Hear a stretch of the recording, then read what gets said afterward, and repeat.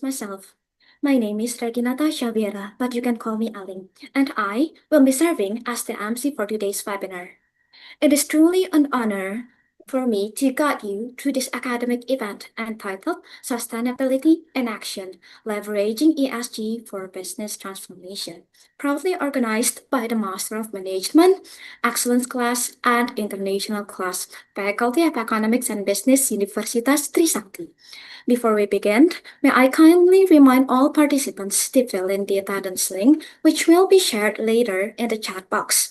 Please note that attendance will be validated based on both the completion of the link and your presence in the Zoom session. Therefore, filling out the link alone will not be counted as attendance. To start our event, I'd like to give you a better understanding of the programs behind today's event. Allow me to share a brief introduction about the programs.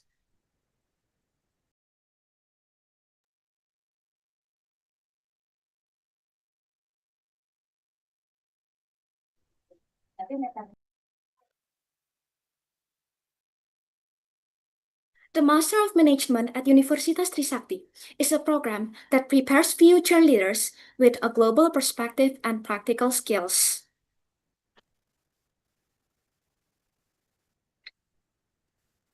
The learning experience goes beyond theory to problem-based and project-based learning, immersive industrial visits, and participation in the prestigious Masudam program funded by the European Union under Erasmus+.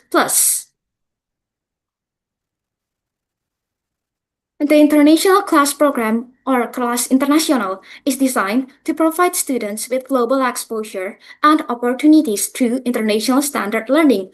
One of its key highlights is the dual degree program, which allows students to study abroad and graduate with 2 degrees at our partner universities. The University of Northampton in the UK, Colorado State University in the US, and Hogeschool Utrecht in the Netherlands.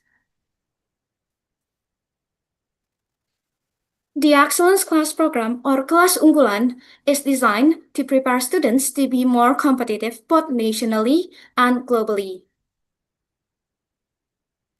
This program begins in the 3rd semester and is reserved for the best students with a minimum GPA of 3.25 and a TOEFL score of 150. It applies digital-based learning to support a paperless campus and is designed to be completed within 7 semesters with small classes averaging only 20 students, ensuring an effective and interactive learning experience. That was the brief overview of our programs, highlighting how Universitas Trisakti prepares students to become future leaders with global competitiveness. Before we proceed, let us begin this event with a prayer together. According to each of our beliefs, prayer begins.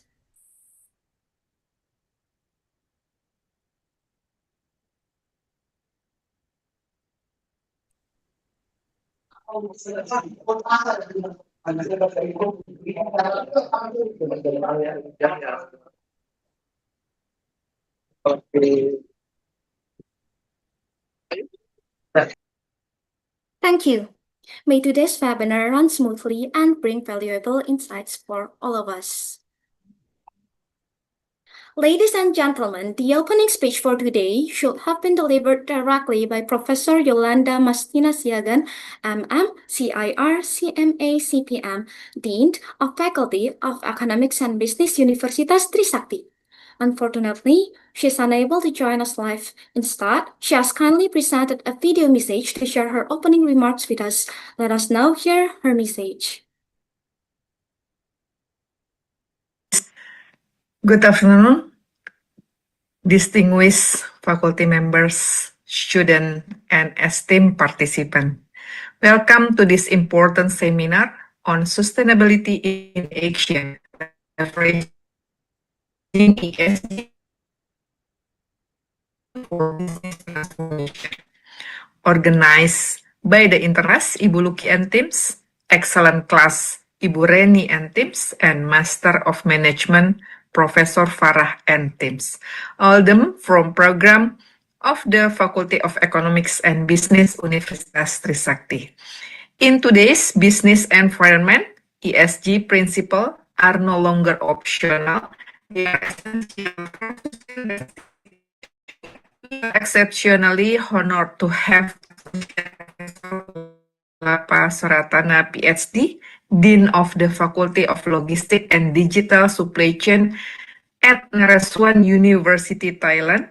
As our keynote speakers, Professor Soratana brings remarkable expertise in sustainability and supply chain management.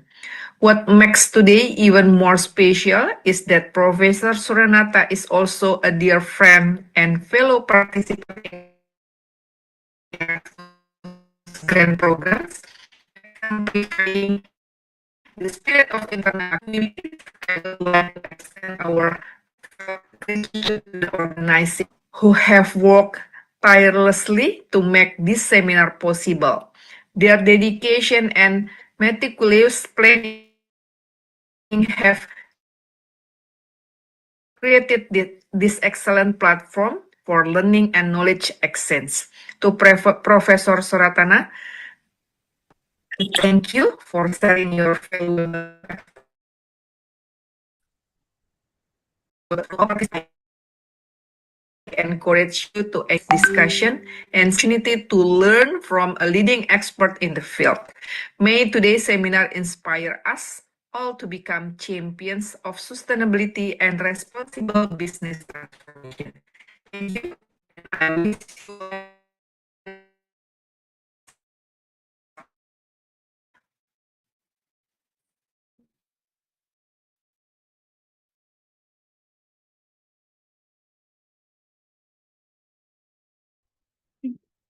Thank you, Professor Yolanda, for her message and support for today's webinar.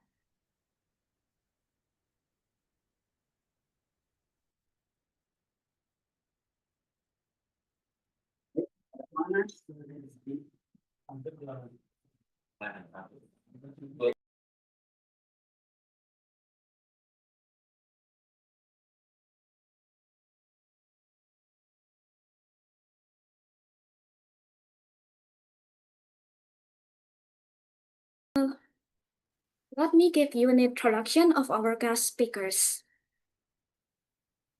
Our first distinguished speaker is Dr. Idrianita Anis, SA, AK, MCom, CA, CPMA, CPIA, lecturer at the Faculty of Economics and Business, Universitas Trisakti. She earned her bachelor's degree in economics from Universitas Indonesia, her master's degree in information technology from the Faculty of Computer Science, Universitas Indonesia, and her doctorate in accounting from the Faculty of Economics and Business, Universitas Indonesia. Her research focused on corporate sustainability management, governance, and ESG practices, with numerous publications in both national and international journals. Dr. Idrianita has also received several prestigious awards, including the first Past Paper Award at the International Conference on Sustainability Practitioner and the Jackie Past Paper Award. Alongside her academic contributions, she is actively involved as a researcher, consultant, and trainer in corporate sustainability and ESG practices. Welcome to our webinar, Dr. Idrianita. Our second respected speaker is Associate Professor Kulapa Soratana, PhD, Dean of the Faculty of Logistics and Digital Supply Chain at Naresuan University, Thailand. She completed her bachelor's degree in general science and her master's degree in environmental and hazardous waste management in Chulalongkorn University, Thailand. She later earned her PhD in civil and environmental engineering, specializing in sustainability and green design from the University of Pittsburgh in the United States. Her expertise covers life cycle assessment, sustainable logistics, ESG strategy, and green supply chain management. She has published in leading journals. And as an educator and a thought leader, Professor Kulapa not only teaches sustainability and supply chain management, but also works closely with industry, training practitioners on ESG implementation, including materiality and scope 3 emissions. We are pleased to have you with us, Professor Kulaba.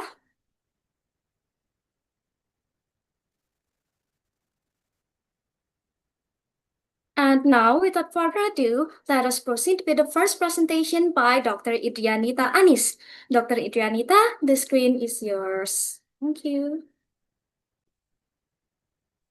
Okay. Thank you very much for the sessions. Okay, since this is rainy in my place, I want to say good afternoon, everyone. Do you hear my voice? Yes, I can hear your voice clearly. Yes. Thank you. Okay. I hope I can deliver the materials in 30 minutes. Okay, wait a minute. Okay. Before I begin, I would like to sincerely thank to Honorable Dean of Faculty of Economic and Business, Professor Yolanda Masnita Siagian, for graciously opening today's webinar.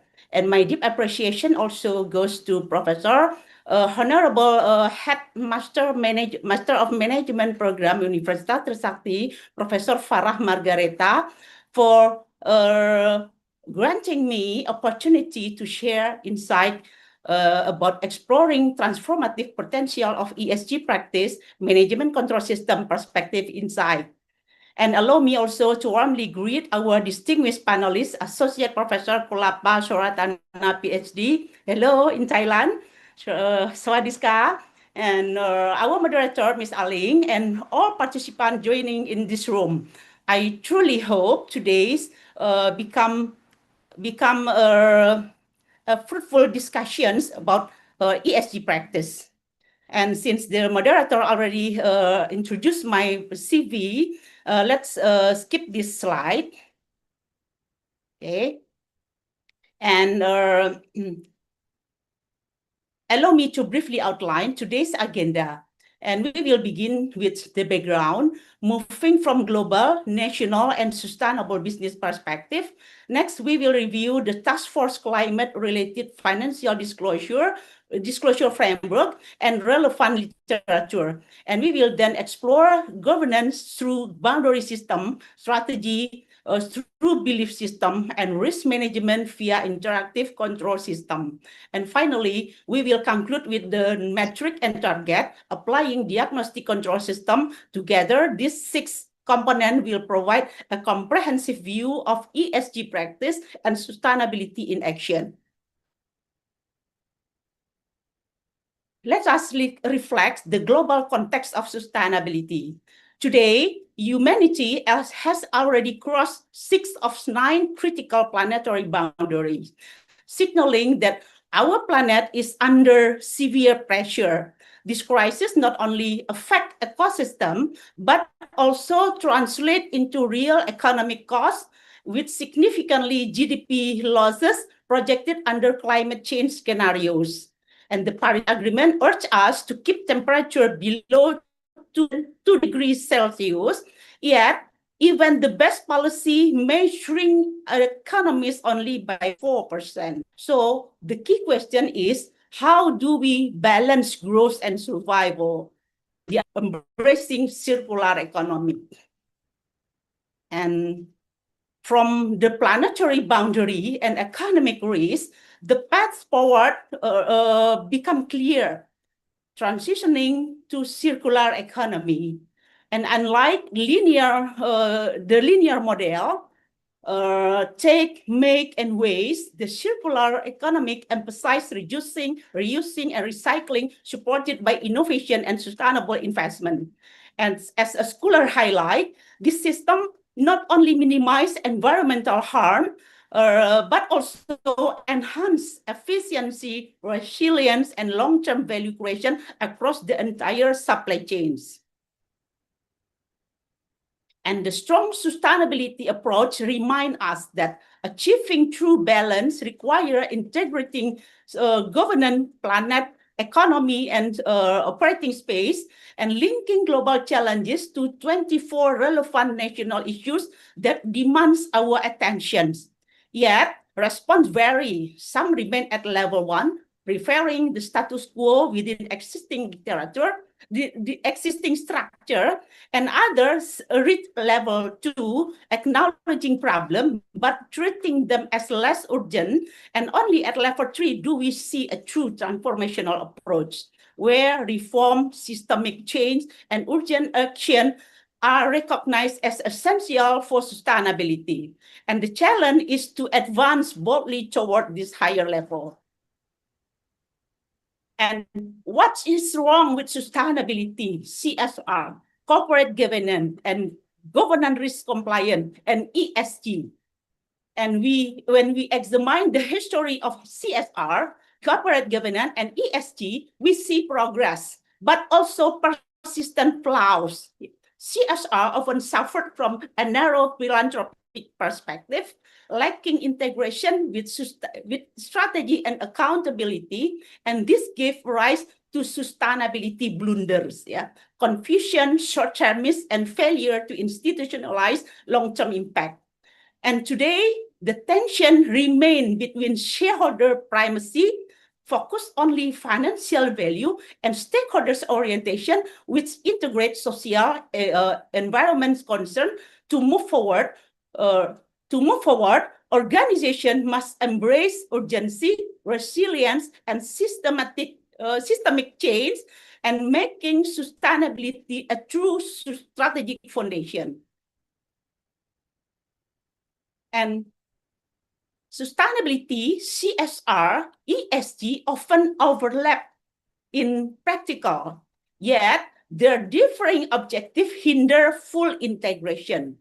CSR emphasizes social responsibility, sustainability highlight externalities, while ESG focus on financial materiality linked to environment, social, and governance factors. And this misalignment creates latent tension and leaving implementation fragmented and inconsistent.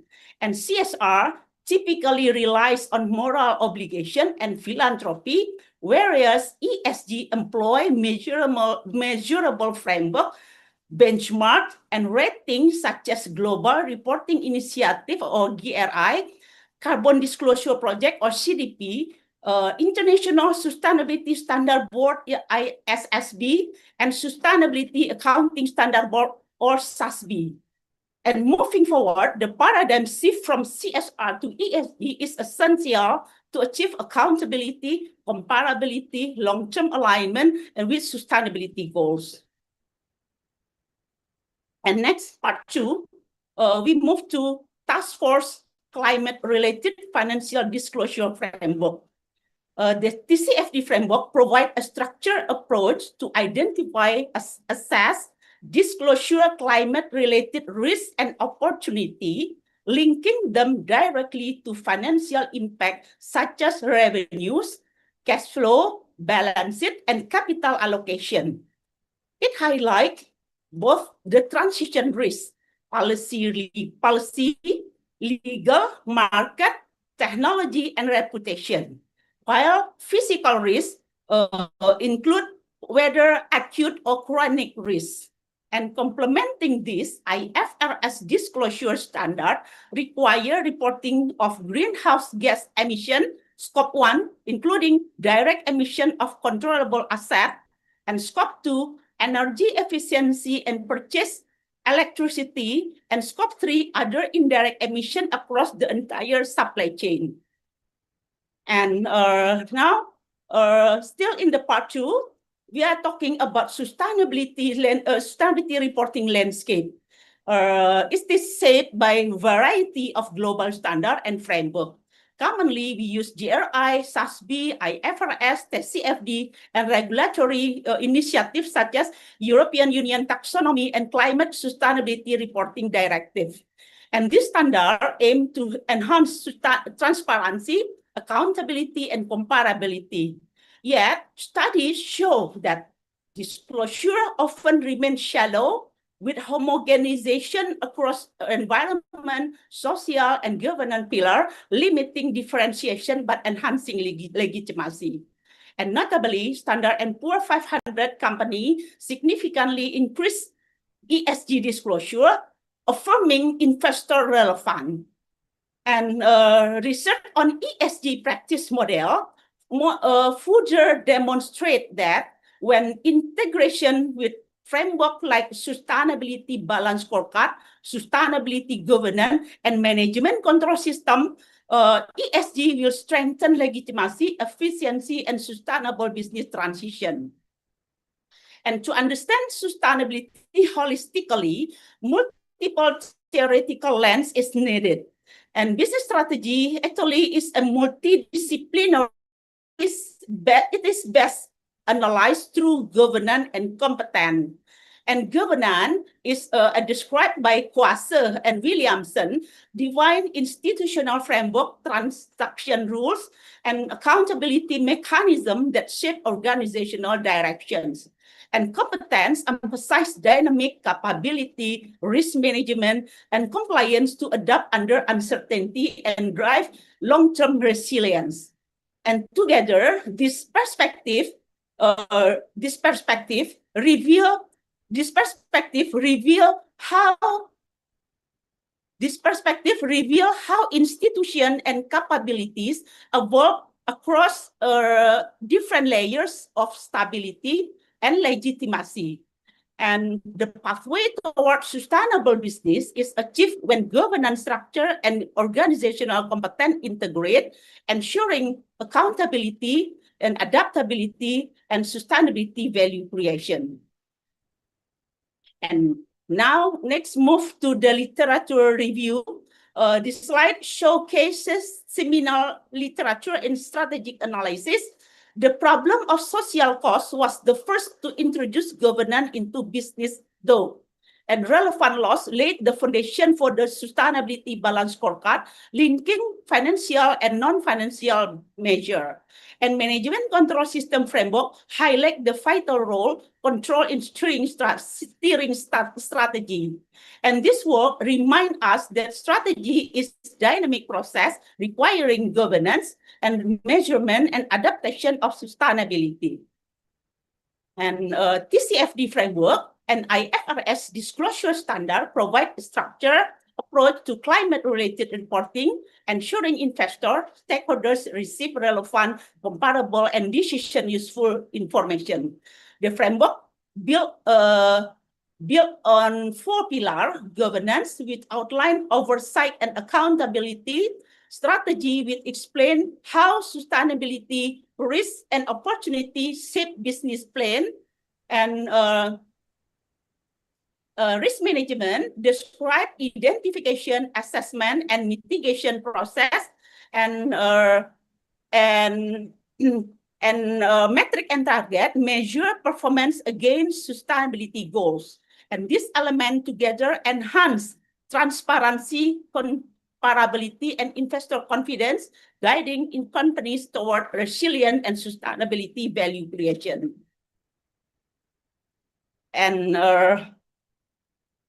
however, we need to understand our current position before seeking meaningful change.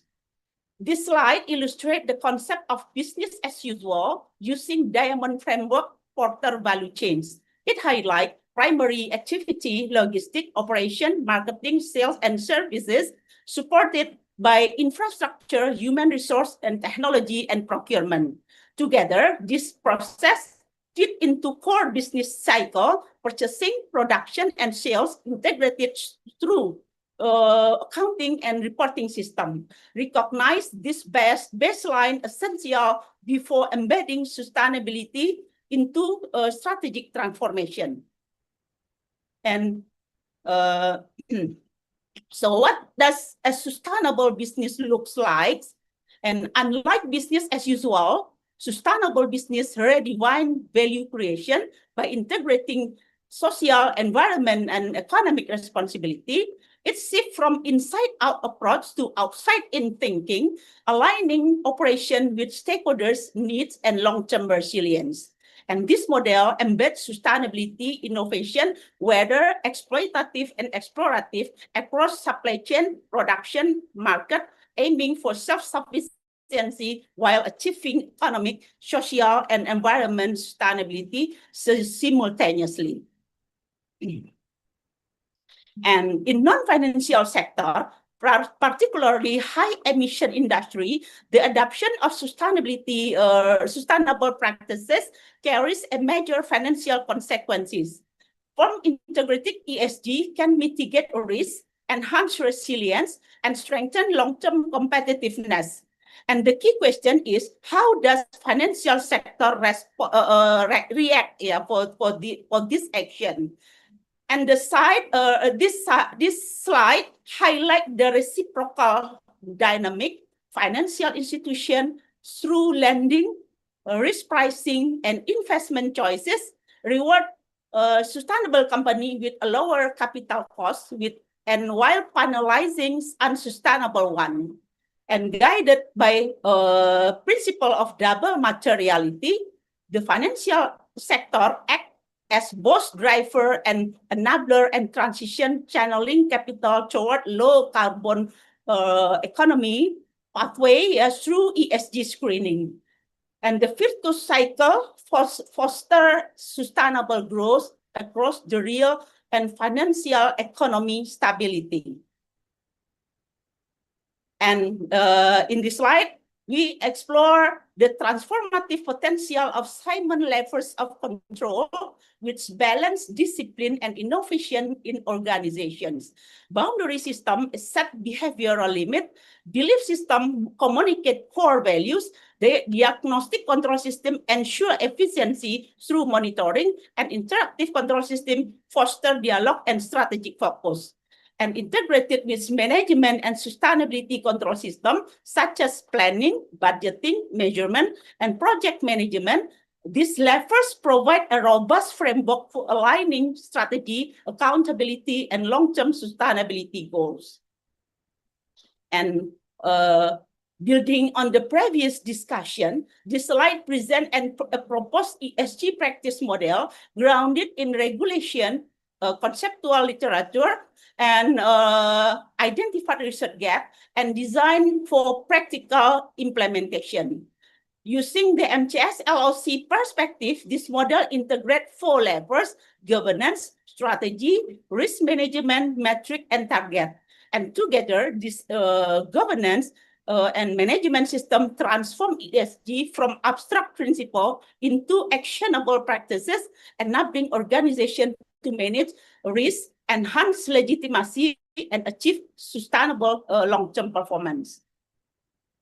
And the slide highlights the ESG practice criteria that must be disclosed in sustainability report, emphasizing governance, competence, risk, and compliance. Central to this idea is the role of leadership, which integrate sustainability into both strategic and operation, and leaders are expected to embed climate risk into corporate strategy, establish accountability, and drive cultural transformation through structured process, strategy, risk management, and performance measurement and assurance. Organization can enhance transparency and stakeholder trust and long-term competitiveness. Ultimately, sustainability performance reflect how efficiently leadership manage resource, risk, and opportunity for enduring corporate value. And sorry, it is still in my time. Yes, it is still your time, Dr. Idrianita. You can continue. Because Thank you. my slide, okay. I can see my slide. Okay. Can you see my slide? Yes, I can still see your slide, Dr. Idrianita. It is it's rainy here.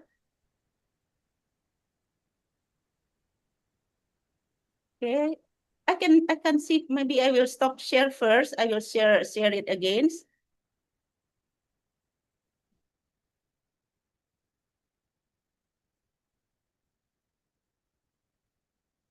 Okay, can you see now? Yeah.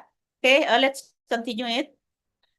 From governance, integrating sustainability, related risk and opportunity into strategy, risk management, and operation is essential for effective climate change governance.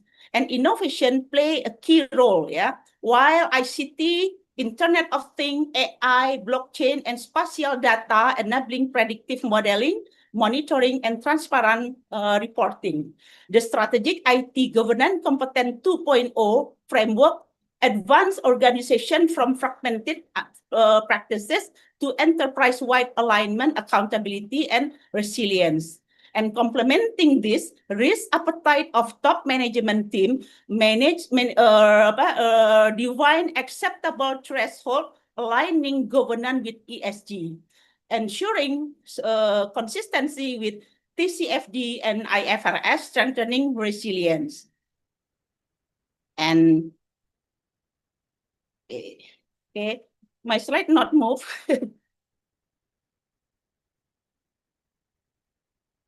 Okay, can you see? Can you see the moving? Okay. Yes, I can This see the slide. moving slide. Okay. It's This slide slide 21. Yeah, pardon? It is very Uh, hard, rainy here. Oh yeah. Yeah. Okay, It let's is now on see. slide 21. Yeah, okay. Yeah, thank you. And the slide illustrate strategy criteria from company that disclose sustainability report. And before addressing specific disclosure, it is crucial to understand anatomy of corporate level, business unit, and and functional strategy. At the core, our mission and vision value which guide sustainability structure, business cases, financial effect, and climate resilient, efficient, and emission disclosure. And equally important is stakeholders relationship management, covering customer engagement, philanthropy, HR, and HR. And together, this element ensure alignment across parent companies, subsidiary, and business unit, and creating integrated strategy to enhance resilience. And okay, this is not move. Sorry. Okay, and the strategy, including corporate mission and vision and value statement, and sustainability strategy for climate resilience applies a holistic framework across governance, resource, process, and culture, ensuring long-term adaptation and competitiveness. And stakeholders relation management strengthen and engagement, the customer, regulation, and investor. And sorry. Okay. Okay. The slide illustrate the risk management disclosure criteria that must be managed interactively within the robust risk management information system, or RIMS, covering scenario analysis, sustainability-related risk, acute, structural, and future. RIM integrate process such as regular risk profiling, communication, reporting, and compliance oversight. And ultimately, this interactive system strengthen organizational resilience, align risk with corporate objective. And sustainability-related risk opportunity refer to risks that an opportunity linked to climate and sustainability that impact business models, strategies, and financial flow. As RRO, influence access to financing, cost of capital, and long-term value creation. Its foundation rests on three aspects, yeah: enterprise value orientation, dynamic layer materiality, and systemic non-linear risk. By managing SRRO, organization enhance resilience in capacity to recover, adapt, and sustain competitiveness amid uncertainty and disruption.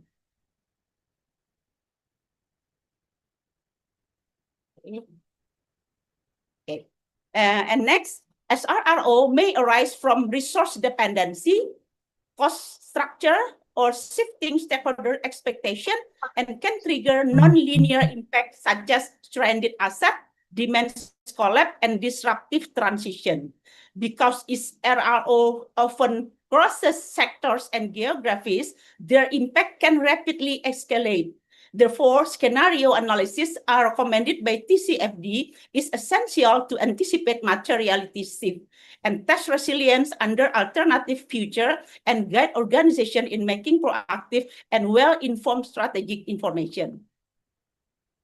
And a metric and target outline the disclosure of sustainability management tools, standard, and guidance that highlight the importance of sustainability balance scorecard in mapping causal relationship across variable identified in scenario analysis. Complementary tools such as ISO standard, green taxonomy, ESG rating strengthen governance and transparency. And by adopting smart indicator, organization enhance accountability, communication, and assurance. This mechanism ensure credible measurement and effective monitoring and verification. And in closing, it is crucial to first assess our current position before embarking on transformation. The ESG Practice Index provide clarity and maturity level whether organization remain in business as usual or as advancing toward the ideal stage. And the key question is, where do we aspire to be? And the answer must be aligned with the pathway to NZE by 2060 or sooner. And achieving this requirement require systematic change management guided by quarter stepping model to secure resilient and sustainability impact. Okay, hopefully this will be valuable for all. We will continue to Q&A session later. Thank you very much for your attention. Wow, thank you very much, Dr. Idrianita, for the insightful presentation. In summary, Dr. Idrianita has highlighted that by integrating ESG into corporate strategies, through governance, transparency, and accountability, companies can align with global goals while creating long-term value.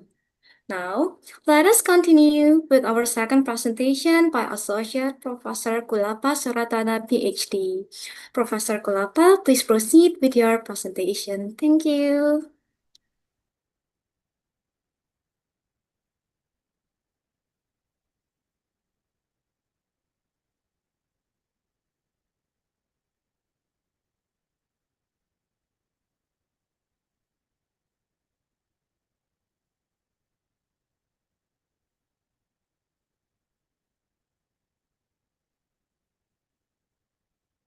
I'm mute.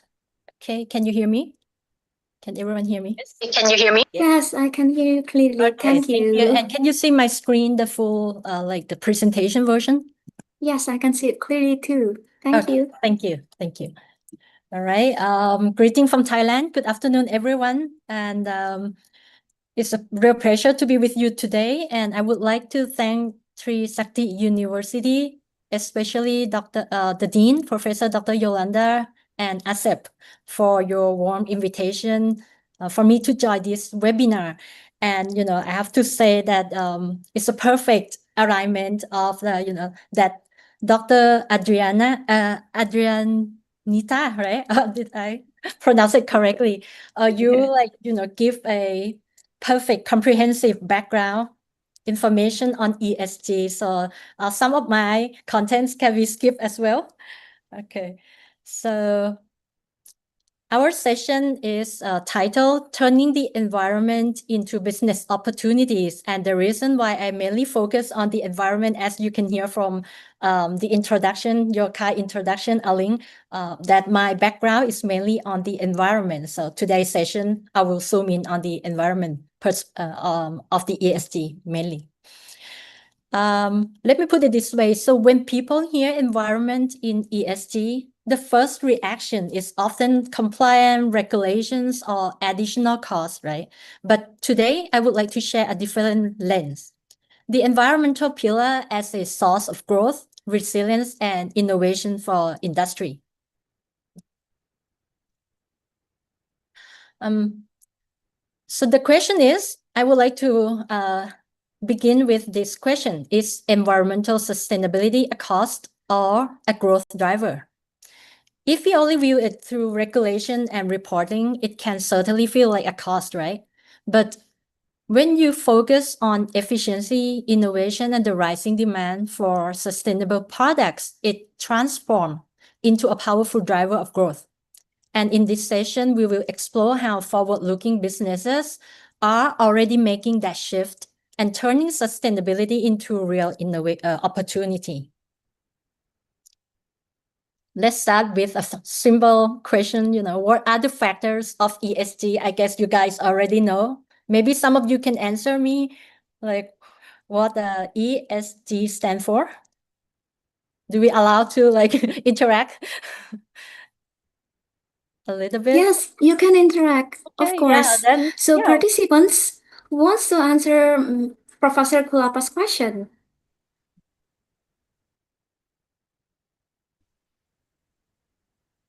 okay.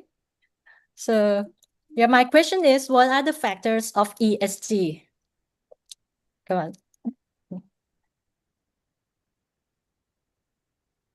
Anyone?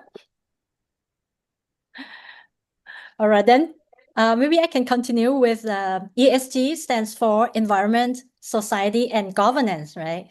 And on the environmental side, issues include climate change, resource depletion, pollution, biodiversity loss, and these are no longer just externalities. They directly shape business risk and opportunity.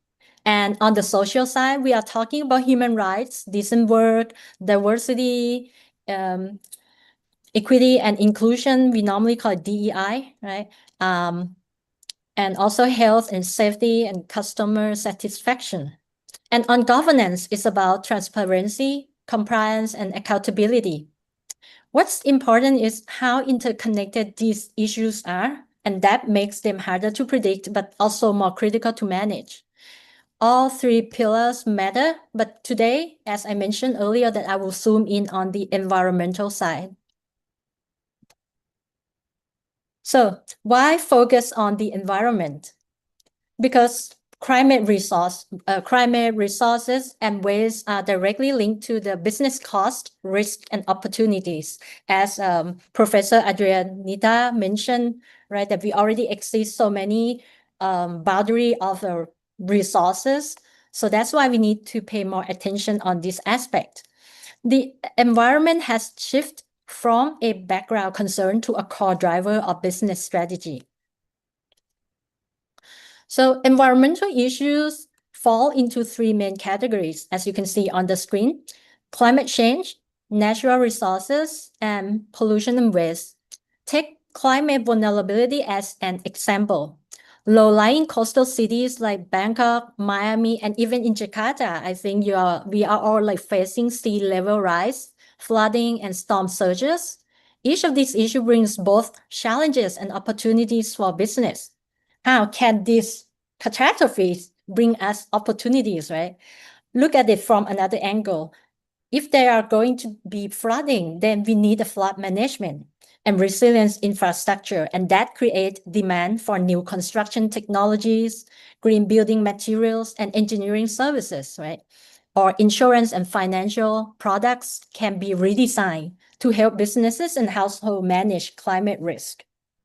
So addressing them can create real business advantages. Let's take climate risks, which fall under the environmental pillar of ESG. There are two main types: physical risk and transition risk. Investors are now paying close attention to both because they directly affect business company value. What are they? Physical risks include extreme events like floods, droughts, and wildfires, while transition risk, on the other hand, arise from new regulations, carbon pricing, or shift in market demand. And for business leaders, both kinds of risk matter. not only because they can disrupt this supply chains and raise costs, but also because they open the door to new opportunities, as I mentioned earlier again, right? Companies that invest early in resilience, renewable energy, low carbon technologies, and sustainable products are better positioned to win customer trust, reduce costs in the long run, and attract capital from ESG-focused investors. So this is a case in Indonesia. Indonesia is especially exposed to both transition and physical risks. On the transition side, as a major coal exporter and with an energy mix still dominated by fossil fuels, the country faces challenges as the world shifts toward low carbon energy. On the physical side, floods, droughts, and wildfires are becoming more frequent and severe with rise global temperatures. And these risks are not unique to Indonesia. Countries like Thailand and many other worldwide face similar vulnerabilities. And such risks can disrupt supply chains, damage assets, and increase costs as well. That's why integrating sustainability into business strategy is no longer optional, but essential for resilience and competitiveness everywhere. This is another example of physical risk with global impact. Have anyone heard of the Panama Canal? Yes, no? Suez Canal? Okay, so this is the case of the Panama Canal. There's a severe drought, has lower water levels, like freight of the like a big ocean freight. When they shift all the cargoes across the world, they use the cargo freight, ocean freight, right? So normally the boat, the ocean freight will go through a channel, but there are drought in that Panama Canal, so the water level was lower, forcing ships to carry less cargo and driving up shipping cost. This shows how environmental risk can quickly translate into real economic impacts. For the environmental issues, they are now critical for 4 reasons. Investors are demanding it, regulators are enforcing it, consumer expect it, and supply chains depend on it. So addressing environmental issues isn't just a moral duty, we do it because it's good for us. It's good in terms of moral, but it's a business necessity, essential and long-term resilience and growth. And this connects directly to the bigger global agenda, like Sustainable Development Goals, right? Which remind us that people, prosperity, and planet are deeply interconnected. Many of the 17 goals, like clean energy, responsible consumption, and climate action, tie directly to the environmental dimension of the ESG. And that's why more and more companies are aligning their strategies with the SDG. And by doing so, they not only respond to risks and expectations, but also turn global challenges into opportunities for innovation and growth as well. Now let's look at a policy example. I'm sorry, one moment. Okay. So this is a case for policy, right? The European Union Green Deal takes a full life cycle approach, covering everything from how products are made to how they are used, and finally how waste is managed. This shows us that the environmental policy today are no longer isolated measures. They are systemic, comprehensive, and designed to transform entire industries. Another major driver is carbon pricing. I'm not sure, have anyone heard about CBAM? Yes, no, maybe? CBAM. Globally, many countries are introducing carbon taxes, right? And the European Union has gone a step further with the Carbon Border Adjustment Mechanism, or we normally call it CBAM. So what is CBAM? In practice, this means that exports to Europe countries will face additional cost if they are not decarbonized. For countries like Indonesia and Thailand, how it will affect us? This directly affects competitiveness of our supply chains. To stay in the game, business need to start reducing carbon emissions and building low carbon supply chains. The earlier they act, the stronger their market position will be. And at the same time, early movers can turn this challenge into opportunity, developing low carbon products and services, which can open new markets, attract ESG conscious customers, and strengthen brand value. So we have seen climate risk and regulations like CBAM. Many companies now commit to net zero emission reductions. But how do we know these commitments are real and not just greenwashing? Another term, I hope you guys know what it means, like greenwashing, right? And that's where the Science-Based Targets Initiative, or SBTI, comes in. Think of the SBTI as a global referee. It's ensure companies' target align with climate science and the Paris Agreement. Over 4,000 companies worldwide have joined, including several in Southeast Asia. Achieving these targets involve the entire organization, supply chain, marketing, finance, human resources, not just the sustainability team. We need like the whole company collaboration. And in short, climate strategy is business strategy. So SBTI is expanding rapidly with over 4,000 companies worldwide now committed to this SBTI, and adoption having doubled recently, as you can see from the figure. Until 2023, Japan has the highest number of validated company. And in Southeast Asia, companies such as CP All Public Limited or Minor International Public Company Limited, they or a company like Go2 Group or Gojek, right? I'm not sure how to pronounce it correctly, but Go2 in Indonesia are also joining this SBTI as well. A validated targets mean the company's climate goals meet the ambition level required by SBTI and are aligned with the Paris Agreement.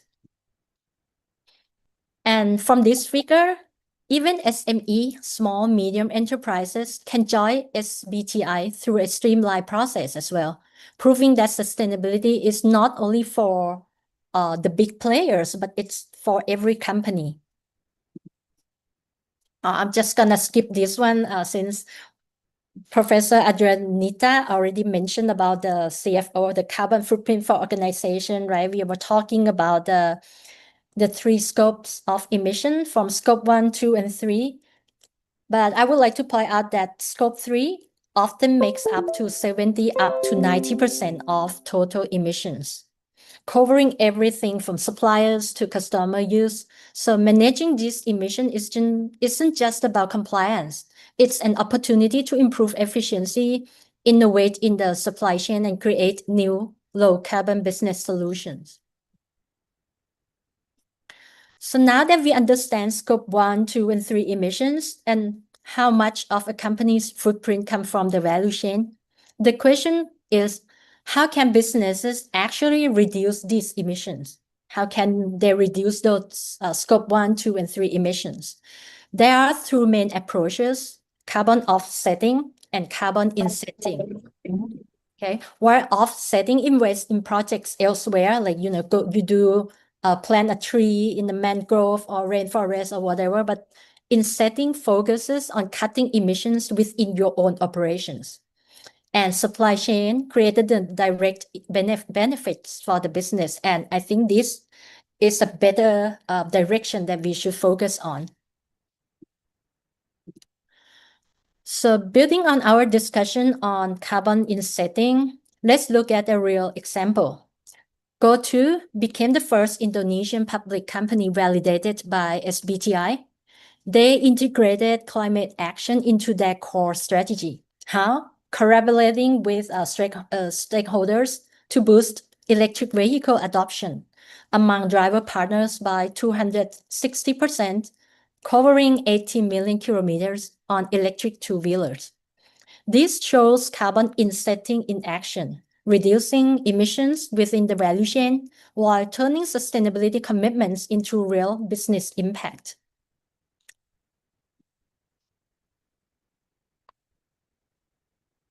Okay, so how am I doing on time? Sorry, I didn't keep track of it. How long do I have? No, it's okay. You still have 20 minutes left. Okay. How long? 20 minutes left. 20? Yeah, 20. Okay, great. Thank you.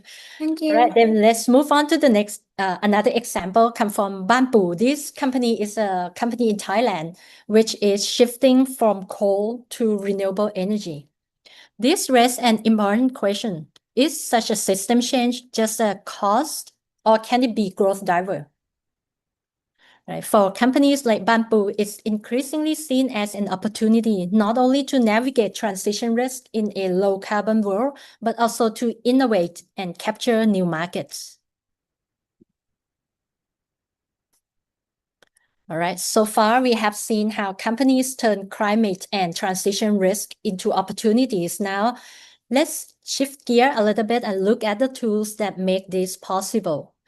Three key ones are life cycle assessment or life cycle thinking, carbon footprint, and scope 3 accounting. And last but not least, circular economy approaches, which again, Dr. Adrenita already mentioned the concept of it, like circular economy. And these tools help transform environmental challenges into actionable business strategy. Why is it important? To turn environmental challenges into opportunities, measurement is key. As the saying goes, if you can measure it, you can manage it, right? Quantifying environmental impacts is essential for making effective strategic decisions. So one key tool is life cycle assessment or LCA. This tool is an ISO standard tool, 14040.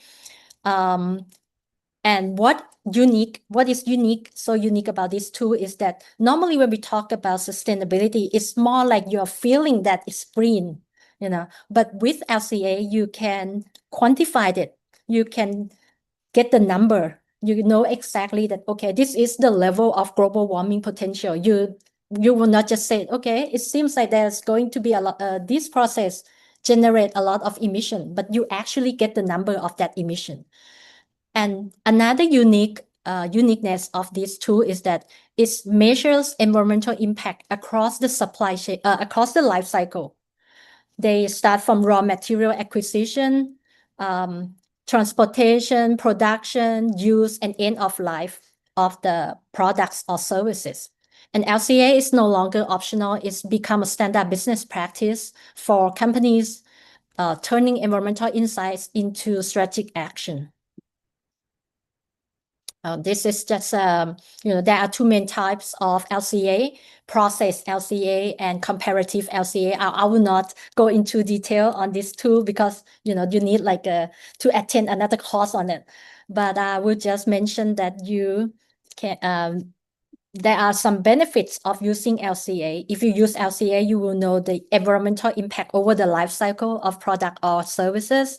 You can use the result to as a decision-making information, whether you want to use product A or product B, which one has lower environmental impact, something like that. So I will not go into further detail, but such tools can help you making a better decision, a more sustainable decision. Now let's go through some examples, right?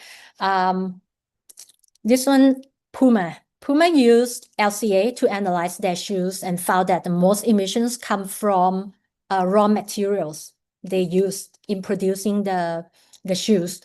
This insight helped them focus on material choices, achieving the greatest impact in reducing emissions while creating value throughout the product life cycle. Another company, Tetra Pak. I'm not sure have you ever heard of it, but it's like a very big company doing packagings. Okay, and this company applies LCA to its packaging by identifying environmental hotspots. So LCA guides smarter design decisions that reduce impact and create business value. But for this one, I think you guys should have heard of the name of the company, Tesla. Okay, so Tesla also use LCA to guide product design and material choices. The takeaway is the same. LCA enable data-driven decision that improve sustainability and business outcomes. While LCA looks at the full product lifecycle, Tesla also need to measure emissions more broadly, which is where carbon footprinting and Scope 3 accounting come in. Okay, so again, Scope 3 emissions cover the entire value chain, both upstream suppliers and downstream customers. These indirect emissions come from activities like purchased goods, transportation, product use, waste disposal. For many companies, as I mentioned earlier, anyone remember the numbers? How much Scope 3 make up of the total greenhouse gas emissions? Anyone remember the number? It's a big number, like 70 up to 90%. Okay, that's how much Scope 3 make up of the total greenhouse gas emissions. And that's why it's becoming increasingly important. Leading companies engage closely with their supply chains, turning collaboration into a key part of their climate strategy and an opportunity to reduce emissions while creating business value. How about this one? This company, Walmart, another like big super department store, right? Walmart provides a great example of value chain collaboration. So by working closely with suppliers, offering tools, and encouraging science-based targets, they are driving emissions reduction across the entire network. The project that they've been doing is called Project Gigaton Walmart. This project aims to cut or avoid 1 billion metric tons of greenhouse gases from its global value chain by 2030, showing how collaboration can turn climate action into real business impact. Okay, I'm just gonna skip this one since already the professor already mentioned earlier about the concept of the circular economy.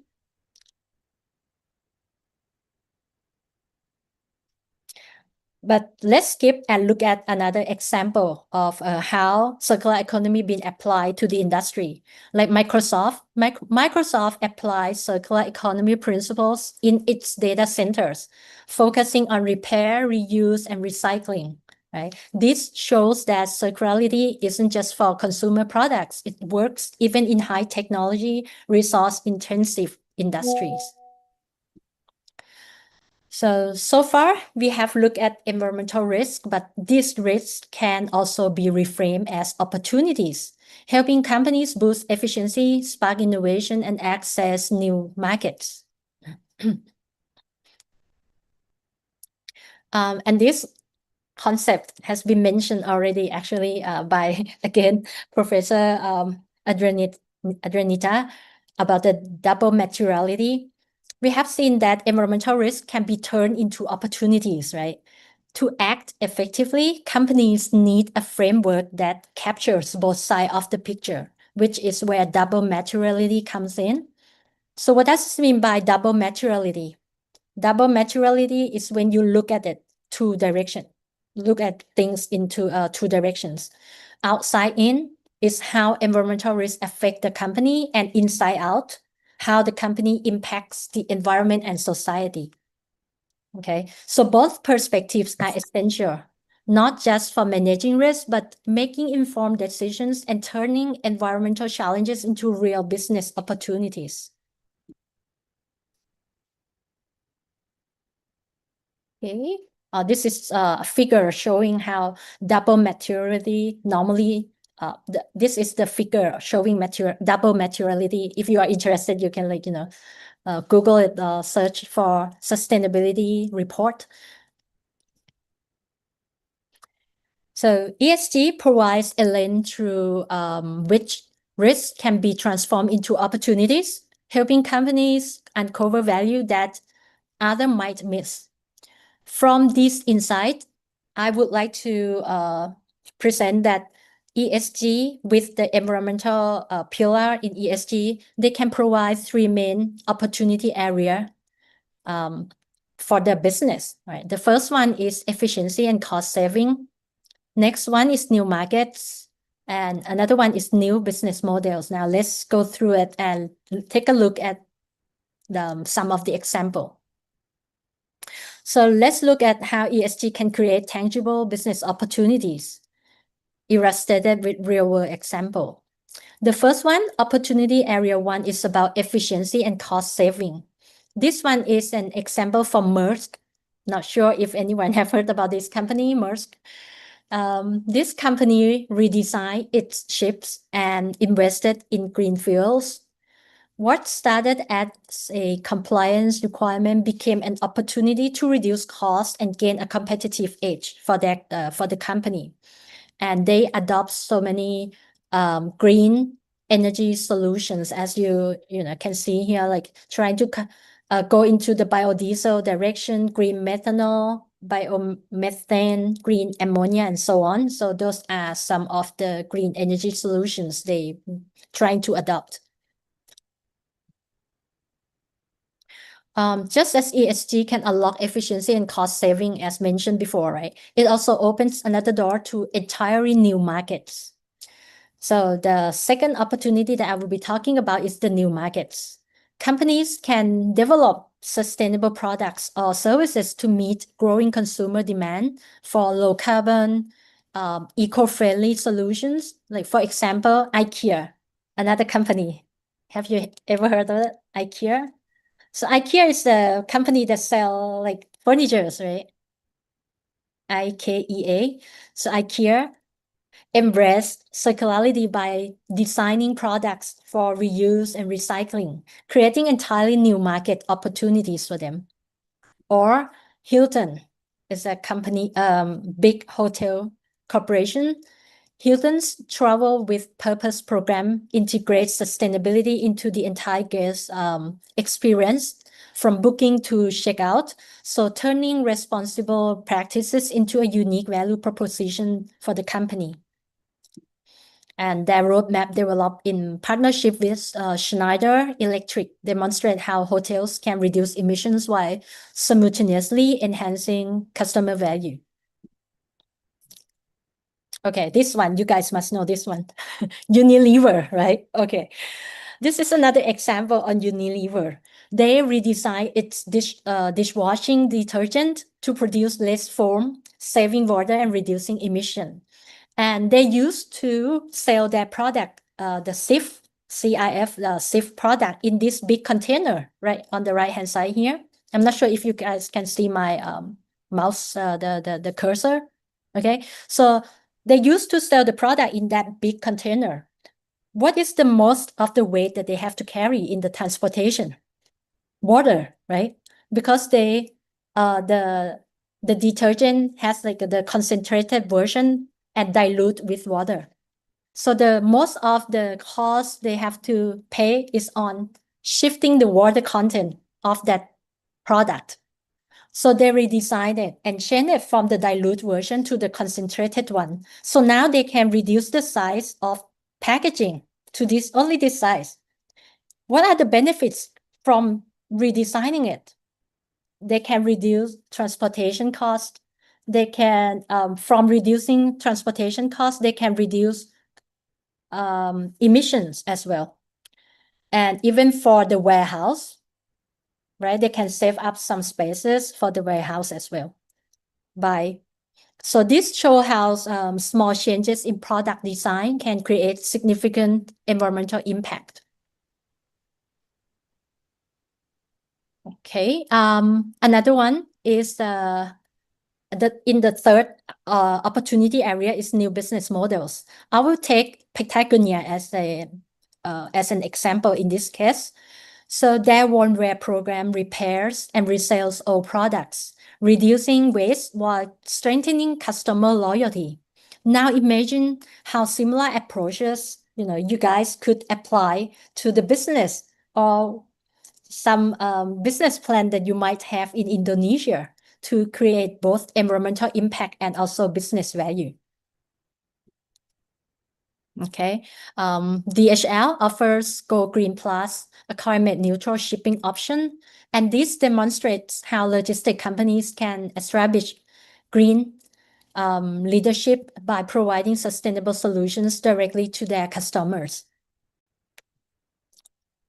Okay, not going into detail, but this company, Toyota Boshoku, they aim for net zero greenhouse gas emissions across their entire product life cycle. So they also adopt the LCA as well.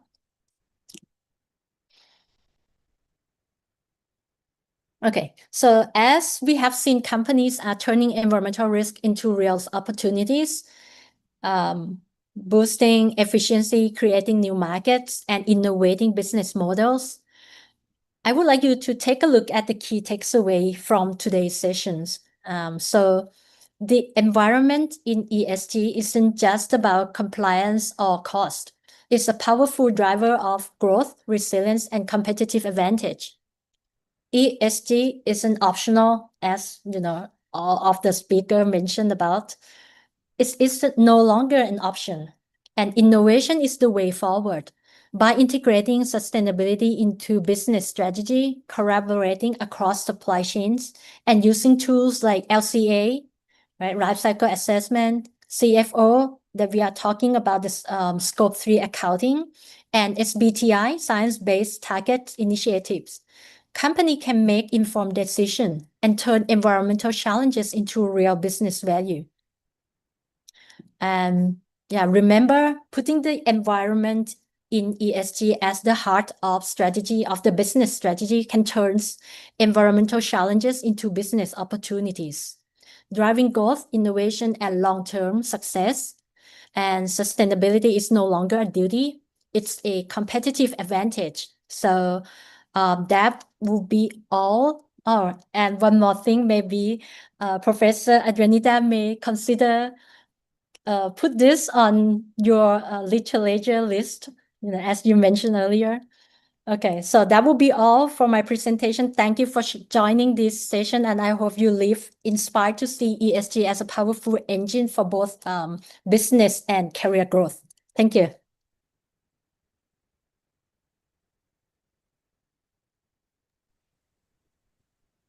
Thank you, Professor Kulapa, for such valuable insights. To conclude the session, Professor Kulapa has emphasized how environmental challenge can be transformed into opportunities for efficiency, innovation, and growth. She illustrated the importance of tools such as life cycle assessment in measuring impact and guiding better decisions. The key message is clear. By embedding sustainability into operations and supply chains, business not only reduce risk but also secure long-term competitive advantage in the global market. Now, before we move on, may I remind all participants once again to complete the attendance form available in the chat box. Thank you. Please remember that attendance will be validated based on both the completion of the link and your presence in the Zoom session.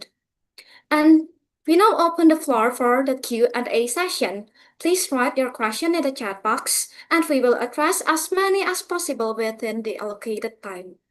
We would also like to kindly ask Dr. Idrianita to select 2 questions and Professor Kulapa to select 1 question that you find most interesting or insightful. And for our audience, please note that the participants whose question are chosen as the past question will receive a special token of appreciation in the form of GoPay balance worth 100,000 rupiah. So let's now address the first question. The first question is from Gerald Gilbert in the chat box. Hello, Miss Kulapa. Thank you for the presentation. It's so insightful.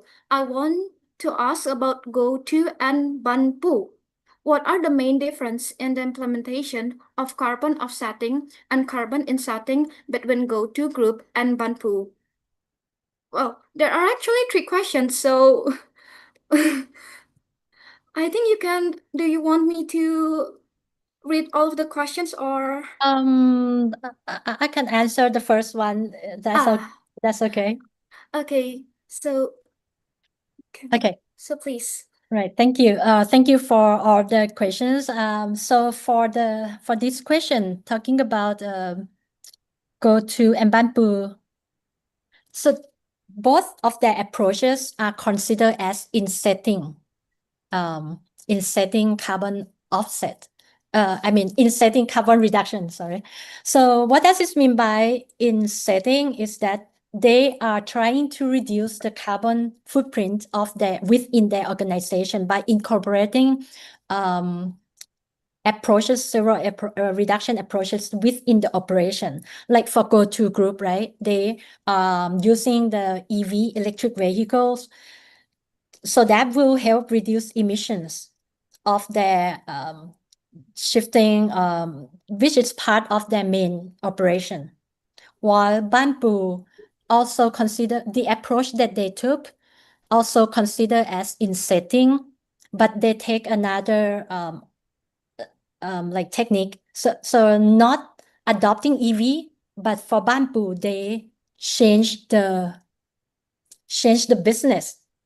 Because Bamboo background, they are doing the coal mining and produce electricity from coal, which is, like this day we are trying to shift toward a renewable energy. So that's why they create the Bamboo Next. They create Bamboo Next so that their business shifting from coal to renewable energy. And that will help them reduce or avoid the transition risk. If you remember, transition risk is all about the regulations, compliance that you need to compliance with. And how does Bamboo Next use the AI to provide teachers? So I believe Bamboo also use some smart energy solutions as well, but the smart technology or AI is just an add-on to make their operation more efficiency. But the core business value that they want to focus on is shifting from coal to renewable energy, which are considered more cleaner, considered cleaner. And actually, I skimmed through the question, and I would like to also mention about the someone mentioned about the EV, and EV have the battery, right? And that's not considered as something that's good for the environment anyway. And I think that's perfectly aligned with the LCA concept, life cycle assessment. You need to conduct LCA in order to be sure that the option that you go to, the direction that you go to, shifting from maybe like fossil fuel to EV cars, under your condition, under the operation of your company, is that a better option? So you need to conduct an LCA to provide you some information and support your decision-making process. Yeah. I hope I answered that question. So if not, they can ask again. Yeah. Thank you. Okay, thank you very much, Prof. Kulapa, for the valuable response. Now, let us move on to the next question by Miss Amira Nurulazmi. Hi, Miss Kulapa. Thank you for today's insight. I would like to ask because I feel I would be interested to know if you had to pick one big opportunity where ESG and innovation meet, what will it be? Pick one.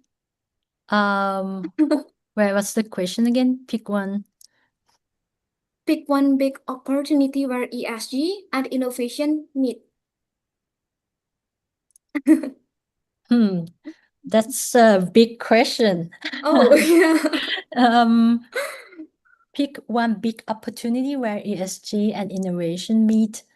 Well, coming from my background is in environment and also logistics and supply chain, I would say that one big opportunity will be using but I don't want to like say that everything have to, these days we don't like have to apply AI or robotics or such in the company to make it more efficiency, to make it more efficiency that way. If I have to pick, I would say that I would like to go into the logistic and supply chain area, because that's where every industry have to use logistics, right? Not only for transportation, but even for the information systems or the financial system. And all these processes have to use energy and some certain resources. So if I can pick one, I think if we can apply innovation into this logistic area, then it can make a big improvement for the whole industry, not only for just one particular industry.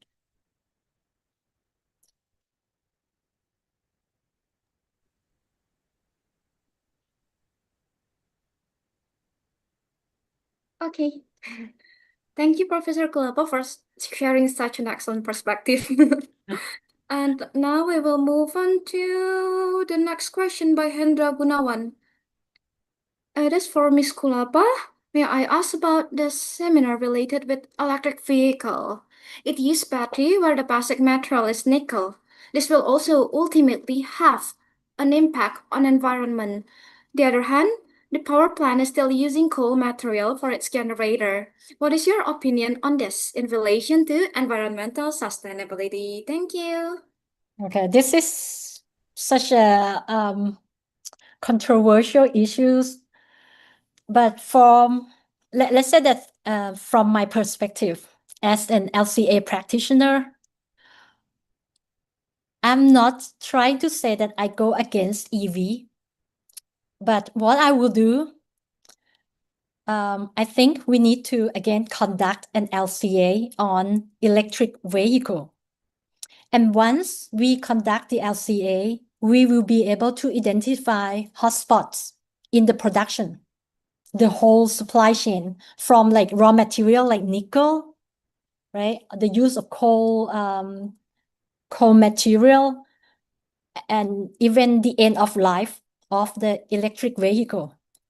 Once you, let's say like, I'm not sure, maybe the lifetime of battery will be about 10 years, 15 years. What will happen to them after that? Are they going to go into landfill? What are they going to do with it, right? So what I would do, as I said, I'm not going against EV. In some cases, it can really, it's really better in terms of the environmental performance.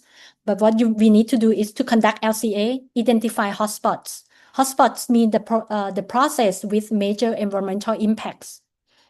Once we find the hotspots, then we will apply innovation and technologies to reduce the environmental impact in those areas.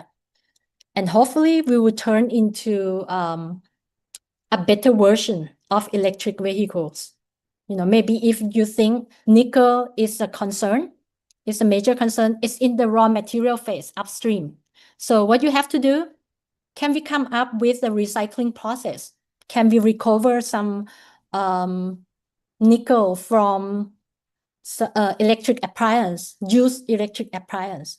Can we recycle them? Can we use less of them? Or can we change it to some other elements? So I think that would be a better way out. I cannot like absolutely say that let's stop using EV and go for the internal combustion engine. No, I'm not gonna say that, but we need to conduct LCA, evaluate it, improve a better version of it. Yeah. Okay, so I completely agree with Professor Kulapa's point, as it is closely related to my own previous research about EV's Oh, battery. really? Right. I actually designed a plan to recycle it. Great. What was the results? It can't be implemented yet. Okay, great. There's some hope, sorry. Yeah, thank you. So our next question is from Mr. Ramadhani Fitrullah. Hi, Miss Kulapa. Gojek, Grab, Bluebird, implementing the same things about sustainability. They give option to the customer and an option to pay more that they claim to be reducing their emissions for every trip the customers do by collaborating with planting trees. But this approach is actually new and lacks accountability in process. What do you think about the best idea for sustainability movement for the transportation sector? Thank you. Good question. Good question. All of them actually. Yeah, for me, my case, I also use Grab. I always like close it, to donate for carbon reduction myself, because that's one of the concern, right? We cannot track this amount of money that I donate, where it's go to. That's why ESG comes in. ESGs help make all the process of the company become more transparent. You need to report on this. If they have a transparent report on how if where are the money they collected go to, if they really say when they told us that okay, this will be for the emission reduction, if they report it and we see the actual results, maybe in the future I will opt in, I will pay to help improve the environmental performance of this delivery. So the question is, what do I think about the best idea for sustainability movement for the transportation business sector? Yeah, before I go into based on my opinion, I would say that most of the industry right now is going into the electric vehicle direction. And I'm not saying that it's the right way to go. It depends. For country like Thailand, based on my personal idea, I don't think it's a good idea yet. Because particularly for the transportation, like for the industry. Because our country, I mean Thailand, we are still relying mostly on coal, fossil fuels, not renewable energies. And with the operation, it's not efficient yet, because you have to consider the weight of battery. How many kilograms or how many tons of battery you have to carry along the way. And how long it's gonna last. If you're gonna shift it for like 600 kilometers, how many times you have to stop over to recharge your vehicles? How long it's gonna take, and will it affect the supply chain, the next node, yeah. So the best way to go right now, I think, to use less of it and use whatever we have more efficient. Use as necessity. Don't just use it to promote the consumption. Make it more efficient. Use the logistic concept, how to optimize the route. I think that's, for now, is a better way to go than just shifting from coal to renewable energy. That's for my personal opinion, though. Yes, it's okay. I think that was a very enlightening response, actually. So thank you, Professor Glaba. And next is the question from Abdul Rohim.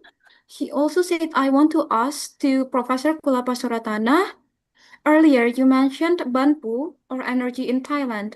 As far as I know, there's a global energy company from Thailand, Banpu Public Company Limited in Indonesia, which operates in energy sector through its subsidiaries, especially PT Indo Tambang Raya Megah, which operates in the coal industry.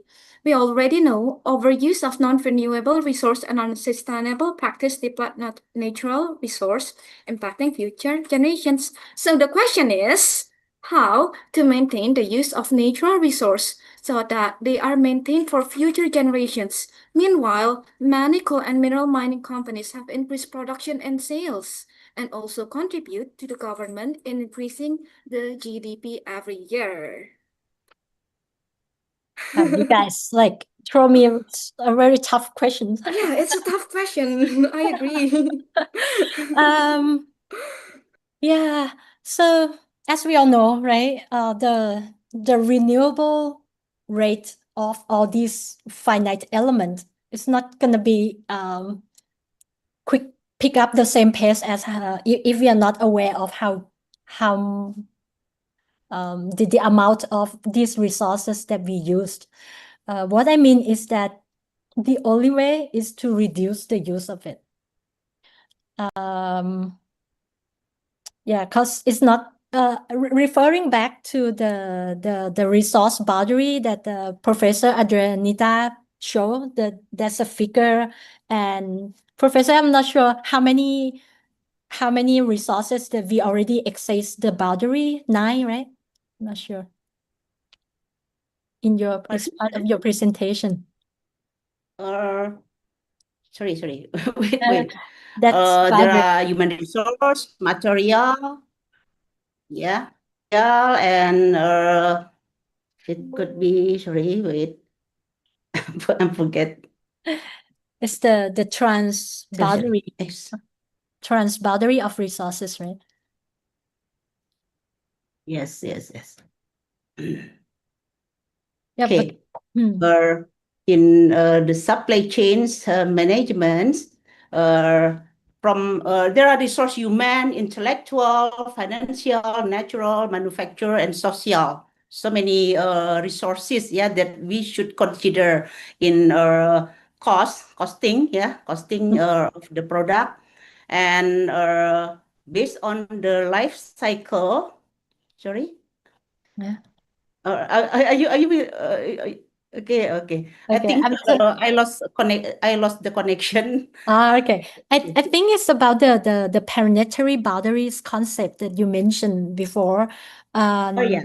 Right. So I think that one of the thing that based on these questions, maybe you can help me with this question as well. Because based on this question, the natural resources, we already exceeded. There is use Right. fear and climate change. Yeah. This figure. So I Yes. think, yeah, it's a matter of how we going to manage the existing amount that we have. But in fact, we have heard that we are running out of fossil fuels. So like for so many years back, but we still have all the fossil fuels this day, right? Without anyone saying or telling us to let's use them less.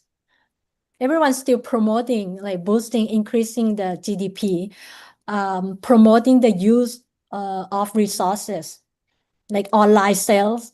That's also my question actually. We are not working as a group, as a team. One team promoting GDP, another team trying to reduce the use of resources, reduce the emissions, and so on. So yeah, this is like a structure of the country as a whole, not like you can, okay, I'm gonna use less resources and then I can save the coal or mineral and so on. We need to work at the country national scale or even international scales to keep them last longer. So use them in a slower speed. Use them like this day we just consume. Let's use it 100 units a day or something. But if we already have a certain amount of it, but you're going to keep using it 100 units a day, of course it's gonna be gone in like a year or two. So the only way to reduce the consumption rate while maintaining and that's why it's called sustainability. We need to keep the economy, environment, and the society pillars in balance, right? These days, we just, okay, let's use whatever we have to boost the economy. It's not going to be imbalance, right? So I think sustainability concept will need to be implemented, not just the concept.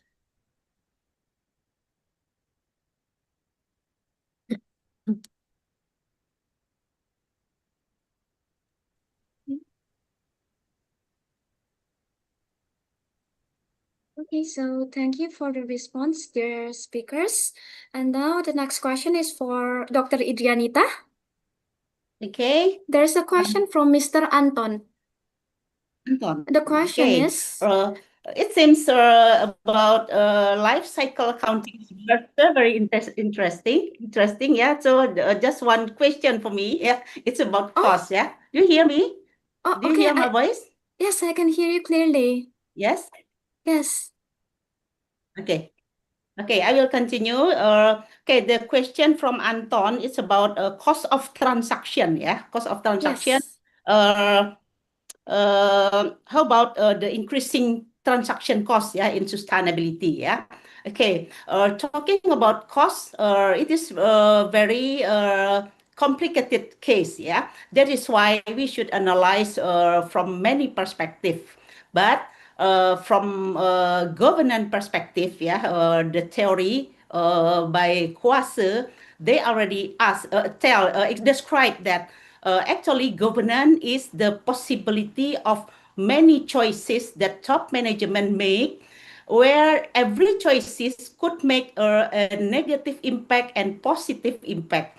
And all of the choices, the nature of multi-dimensional sustainability could give a positive and negative impact. And the responsibility of top management team is to maintain all of the impact. Some of the impact could be in zero, yeah, zero transaction cost economic. And that is why, for example, in terms of cost, let's say if we are talking about cost, we should tell specifically. For example, in according to IFRS, Scope 1 regulate about natural, yang umum aja ya, general regulation ya about carbon emission. For example, mostly company have machine or electricity or air conditioner that produce emission. But if we are talking about for Grab or transportation industry, they produce different emission, yeah, with the, for example, let's say banking, for example.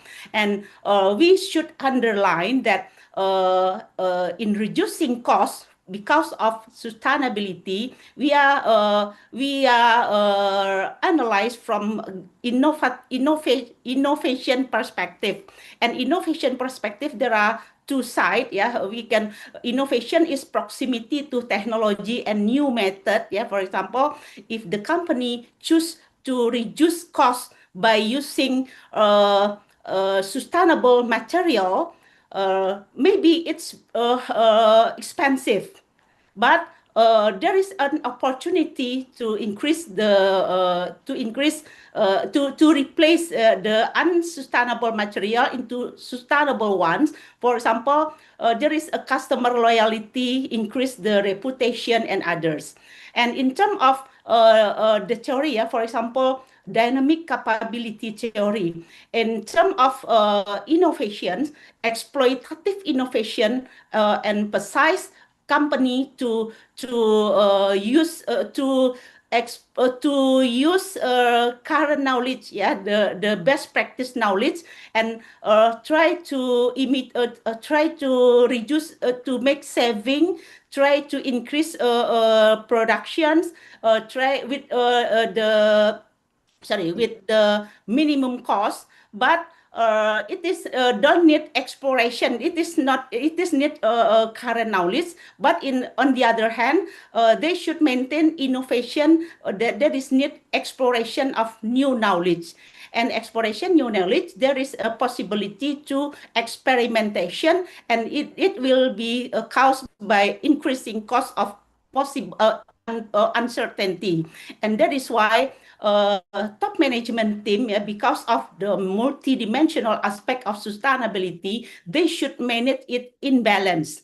And for example, we are now referred to strong sustainability. What is strong sustainability? Strong sustainability is the management not recommended to emphasize just one initiative, but several initiatives, and not recommended to achieve the optimal level, but safe operating space. Yeah, operating space, it is the rank about 7.5 to 8.8, and it is means that there are many problems, because we already see in Diamond Framework Porter value chain so many problems the company face, and they should try to make priority which one is the biggest that they can separate into whether it is a transition risk or climate change risk. After that, make a scenario and identify the potential the potential loss cost of the risk. And nowadays the increasing cost not should be balanced with other initiative that can compensate the increasing cost. That is the approach of governance, inside out and outside in, and we should use a double materiality impact. That is the concern from governance and from IFRS that currently introduced. Yeah, in Indonesia, we already introduced since 2024, but nowadays under increasing oversight, yeah, by profession association so many profession in Indonesia that oversight the implementation of ESG practice. And should be there is other possibility to increase cost. Yeah, we call by for example a cost of irresponsible behavior. Yeah, for example, if we have mindset CSR, still CSR, we have the mindset of CSR. We underline that before the global crisis, CSR many used for how to say pencitraan, yeah, pencitraan, just for taking reputation, but not enhance the real fundamental. So we can the transaction cost, the cost in here, according to governance perspective, could be irresponsible behavior, putting investment not in the right place, not in the proper what the company need for assets, not in activity that are already planned by the company. And there is a behavior aspect of the sustainability that can increase cost, and that bring organization to collapse. Yeah, that is the other side of cost. Yeah, that is why the governance is the first pillar in sustainable business. Okay. Wow, thank you for the answer, and thank you very much to our speakers for the insightful discussion and to our audience for the excellent questions. Unfortunately, we have now reached the end of our allocated time for the Q&A session. We apologize that we are unable to address all of the questions, but we truly appreciate your active participation and engagement. Now, as previously mentioned, each of our distinguished speaker will kindly select three questions in total that they consider the best. May I first invite Dr. Idrianita to announce her choice for the best question.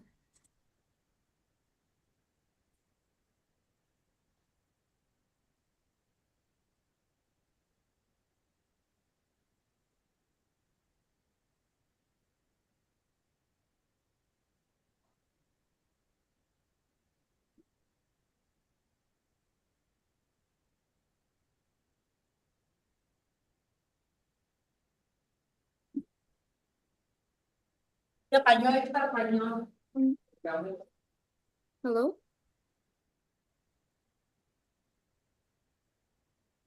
Dr. Idrianita? Yes, hello, hello. Hello, hello. Can you please Yep, choose... pardon? Excuse me. Can you please choose two best Okay. question? Okay, I will choose the first is from Anton, yeah, because it is related to governance question, yeah, cost, Okay, yeah. thank Cost, you. I have explained that cost is the real cost, and there is another cost, yeah, cost of behavior, yeah, that the company that will be a burden of the company that can bring the company into collapse. Okay, and the second is from Gerald, yeah, Gerald and Gilbert. Gerald Gilbert, yeah, Gerald Gilbert asked about go-to Banpu carbon emission, and there is a terminology carbon offsetting there, yeah. And carbon Okay. offsetting, it is the reflection of so many choices we have in sustainability, and every choices could have a positive and negative impact. And your contribution to the nation and to environment actually is the sum of all of the impact. And that is why company encourage to produce the positive impact. And it is really depends on your design of governance and your strategy adaptation and your visionary strategy, and how you make a scenario to achieve your long-term objective. That's all right. Okay. That is Okay, thank you so much, Dr. Idrianita, and congratulations to Mr. Anton and Mr. Gerald Gilbert. Now, I would like to invite Professor Kulapa to share her selection for the best question. This is tough. They are like good questions. I have to pick one. I will go with Mr. Abdul Rohim. Okay. Okay, because it's reflect like it's cover all the aspects of sustainability. You know, so that's basically why I choose these questions. Okay, thank you so much, Professor Kulapa, and congratulations as well to Mr. Abdul Rohim. And once again, thank you to both of our speakers and all participants for such an engaging Q&A session. And I'd like to remind all participants to complete the attendance form available in the chat box. Thank you. We would now like to present our tokens of appreciation.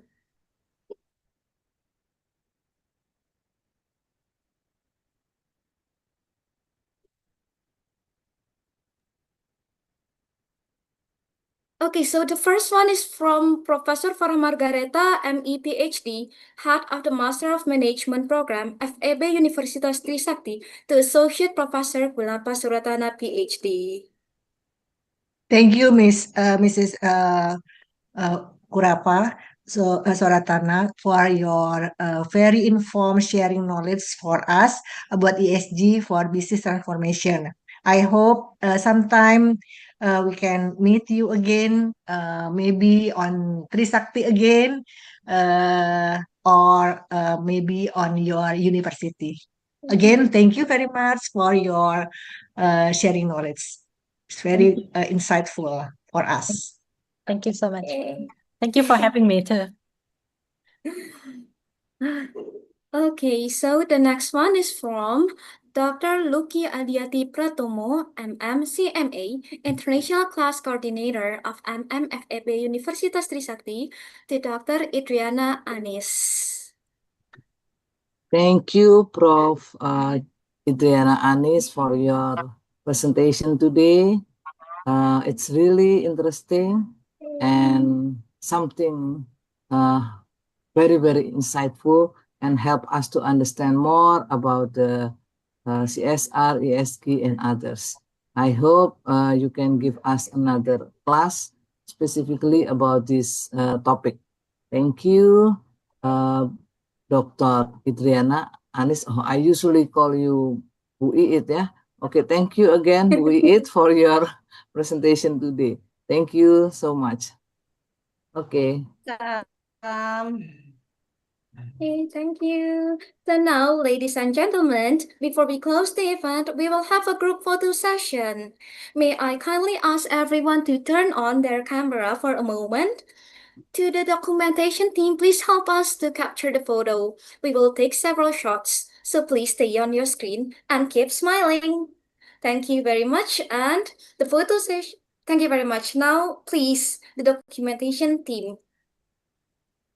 Hello, good afternoon, everyone. I am the representative from the documentation team. May I ask all of you to please turn on your camera so that we can do the documentation? Just for a while, thank you. Maybe I will wait until 1 more minute.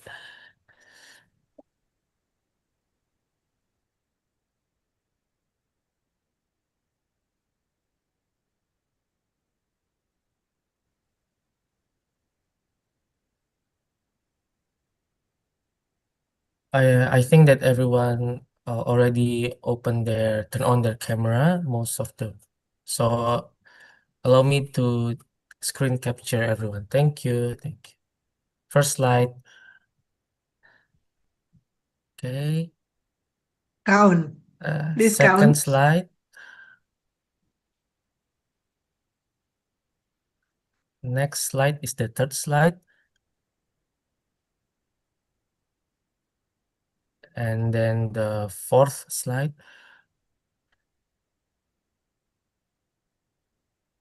This is the fifth slide. And this is the last one, the sixth slide. Okay, everyone, thank you so much for your cooperation. I already done screen capture all of you. Thank you so much.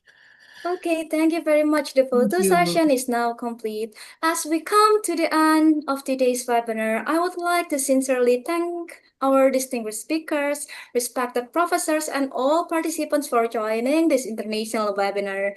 We hope this discussion has enriched our understanding of ESG and its role in business transformation.